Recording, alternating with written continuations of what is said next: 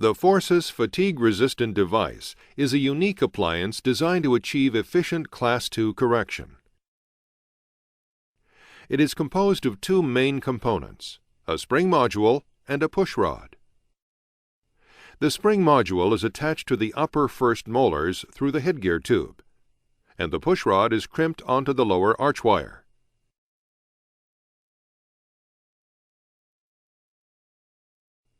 The device is engaged when the push rod is inserted into the spring module. The spring is deflected when it rests against the built-in stop on the push rod, creating force. Whether the mouth is open or closed, when the spring is deflected on the push rod stop, it is generating force. The spring is reinforced by a telescoping mechanism. It expands and compresses along a linear axis and does not bow into the cheek. Lab tests have shown that even after millions of cycles, the spring maintains its forceability and does not significantly fatigue.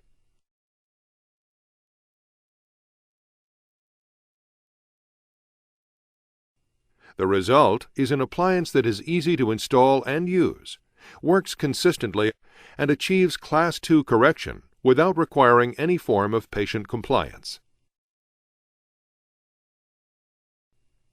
The following instructions for the Forsus fatigue-resistant device are intended to provide basic steps to install, reactivate, and remove the appliance. Before installation, there are some general clinical requirements for the Forsus fatigue-resistant device. It is important to take the following initial steps to control desired movement of the complete mandibular arch. First, use either a 17 by 25 stainless steel arch wire or a 19 by 25 stainless steel arch wire, depending on your particular slot size.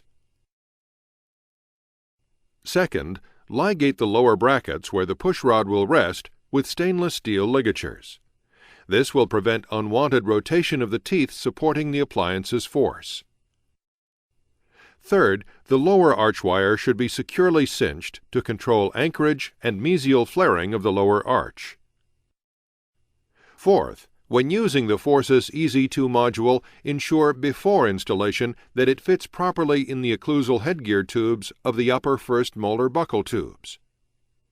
The EZ2 module is fully compatible for use with 3M Unitech occlusal headgear buccal tubes. The length, buccal profile, or contour of headgear tubes from other manufacturers may affect the EZ2 module's ability to stay engaged, warranting a test with the buccal tube itself before installation. Finally, it's best to measure for the proper push rod length before installing the spring module into the headgear tube.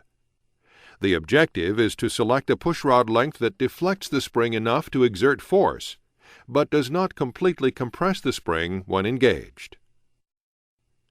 To measure the correct push rod size with the jaw in centric position, place the distal end of the measuring gauge distal to the headgear tube and the mesial end of the gauge where the push rod will be placed on the lower arch, such as against the lower cuspid bracket or the lower first bicuspid bracket, or optionally against a Gurin lock placed distal to the bracket on the arch wire.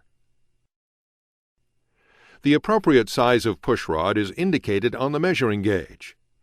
Note that the push rods are in a left and right configuration and should be measured separately.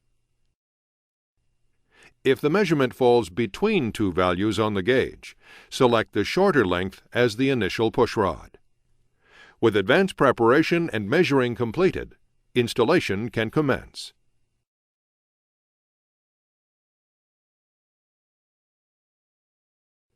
There are two types of attachment mechanisms in the Forsus fatigue-resistant device system: the L-pin module and the EZ2 module. The L-pin module allows for more flexible installation options and movement in the mouth. The EZ2 module allows for more consistent installation and prevents the spring from pivoting into the cheek. Together, they provide the orthodontist with options to treat each Class II case according to specific needs.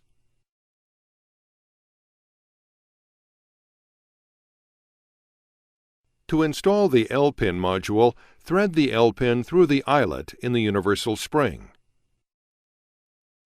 Then thread the L-pin through the distal entry of the headgear tube.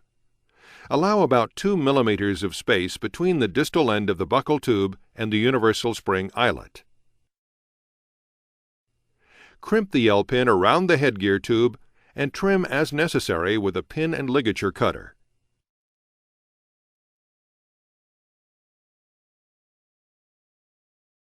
There is a right and a left EZ2 module as indicated on the stability plate. The side of the plate that displays an R or an L faces to the lingual as the plate is inserted behind the headgear tube. Holding the mesial end of the EZ2 module with Weingart utility pliers, insert the EZ2 module clip into the headgear tube from mesial to distal until it clicks into place. Be careful not to come in at an angle. Push straight distally.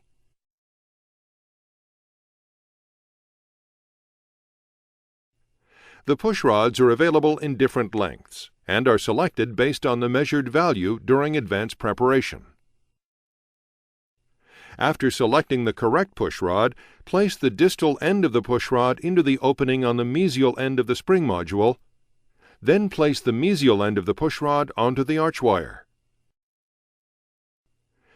As a final check for correct push rod sizing, with the jaw closed in centric position, make sure that the distal end of the push rod does not extend distally from the spring assembly and that the spring is not fully compressed, with approximately 1 millimeter of activation remaining. The spring assembly length after the installation should be 20 to 22 millimeters in length. If the push rod protrudes distal of the spring module, it is too long. In that case, select a shorter length of push rod. To secure the push rod onto the arch wire, simply close the mesial loop over the arch wire with the Weingart pliers.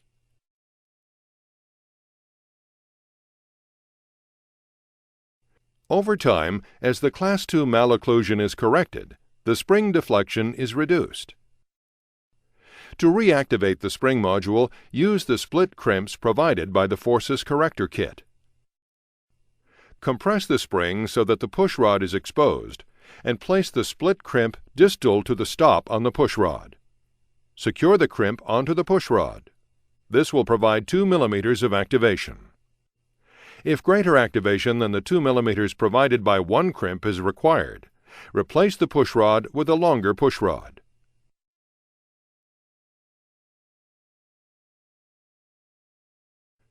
First, with the patient's mouth wide open, compress the spring and remove the spring assembly from the push rod.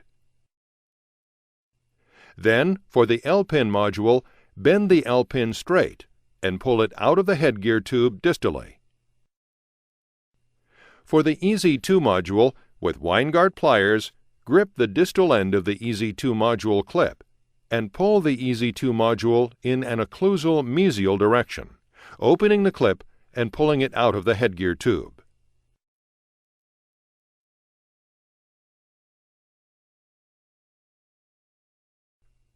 Grasp the distal end of the push rod with your fingers, holding the mesial loop in place with your Weingart plier.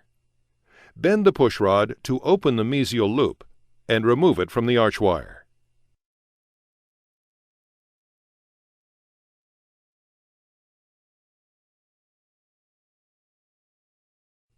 The Forsus fatigue-resistant device is designed to provide both chairside and treatment efficiency. Please contact your 3M representative for any questions regarding the material contained in this presentation.